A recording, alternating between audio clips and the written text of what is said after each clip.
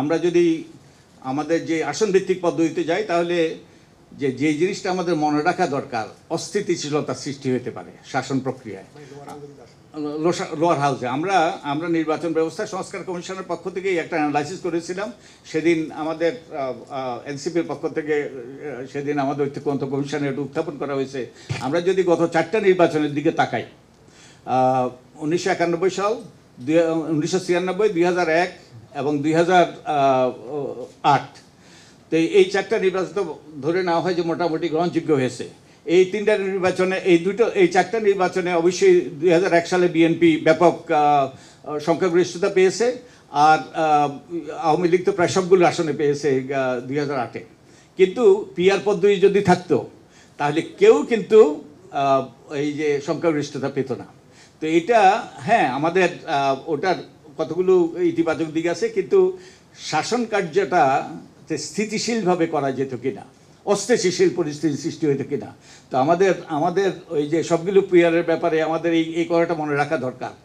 ওখানে স্থিতিশীলতার প্রশ্ন আছে। সরকারের এই যে চলমান একটা সরকার অন্তত কিছু সময় পর্যন্ত, পুরোটাও না হলেও চলমান থাকাটা গুরুত্বপূর্ণ। আর তবে সংখ্যানুপাতিক পদ্ধতির অনেকগুলো সীমাবদ্ধতা আছে। আমরা নারী আসনের কথা আলাপ করছি, যেই সীমাবদ্ধতাগুলোর কথা বলি আমরা এখন বর্তমান নারীর আসনে, সেই সীমাবদ্ধতাগুলো কিন্তু এই সংখ্যানুপাতিক পদ্ধতির ব্যাপারে প্রযোজ্য। যেমন সরাসরি নির্বাচন নয়, তারপরে দলের কাছে দায়বদ্ধ এরা, যারা নির্বাচিত হবে তারা দলের কাছে, এবং শুধু তাই নয়, দলের ওই যে আধিপত্য সৃষ্টি হতে পারে, এবং অনেক দেশে এটা কাজ করেনি। কোনো দেশে জিম্মি অবস্থা সৃষ্টি হয়েছে, আমাদের নেপালে এটা কাজ করেনি ভালো করে। এবং ওই যে এই উদাহরণটা দেওয়াটা একটু ওই যে কি বলে, আমি সংকোচ বোধ করছি, তবুও ইসরায়েলের দিকে যদি তাকান, ইসরায়েলি কিন্তু বর্তমানে যে অবস্থা গাজাতে এইসব জায়গায় চলছে, এটা কিন্তু তাদের সংখ্যানুপাতিক পদ্ধতির জন্যেই। ওই যে সেই লিকুড পার্টি কিন্তু সেই উগ্রবাদীদের কাছে জিম্মি হয়ে গিয়েছে। তারপরে এটাও অলংকারিক বলতে পারে না এক অর্থে, এখানেও ডাম্পিং গ্রাউন্ড সৃষ্টি হতে পারে। ডাম্পিং গ্রাউন্ড, যারা অন্য কোথাও জায়গা নেই, নির্বাচনে ফেল করেছে, তাদেরকে ওখানে ডাম্প করা যেতে পারে। রিহ্যাবিলিটেশন, ওকে। যোগ্যতা না সম্পর্ক, ওই যে নারীর ব্যাপারে যেটা বলি, সেখানেও সম্পর্ক হইতে পারে, এবং এটাও ফায়দা প্রদানের হাতিয়ার হইতে পারে। সবচেয়ে বড় কথা, মনোনয়ন বাণিজ্য যেই ব্যাধি, সেটাও হইতে পারে।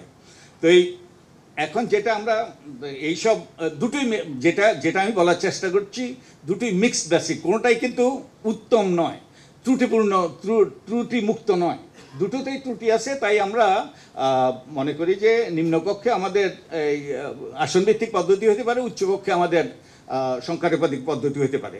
তো এখন এবারে দুটো প্রস্তাব আছে, মূলত দুটো প্রস্তাব এখন। একটা হলো যে আসনভিত্তিক, যে নিম্নকক্ষে যে আসন সংখ্যা আছে তার ভিত্তিতে, যেটা আমাদের একটা বড় দল বিএনপির পক্ষ থেকে এটা প্রস্তাব করা হয়েছে। আরেকটা হলো যে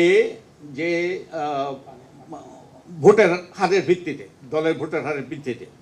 তো এখন যদি আসন সংখ্যার ভিত্তিতে হয় তাহলে এটা পুরোপুরি পণ্ডশ্রম। এটা ওই যে উচ্চকক্ষটা হবে নিম্নকক্ষেরই রেপ্লিকা, পুরোপুরি রেপ্লিকা, এবং দলের আধিপত্য আরও নিরঙ্কুশ হবে। ওই যে আমাদের স্বৈরাচার সৃষ্টি হয়েছে, এইভাবে যদি হয় স্বৈরাচার আরও পাকাপোক্ত হবে যদি আমরা যে আসন ভিত্তিক করি।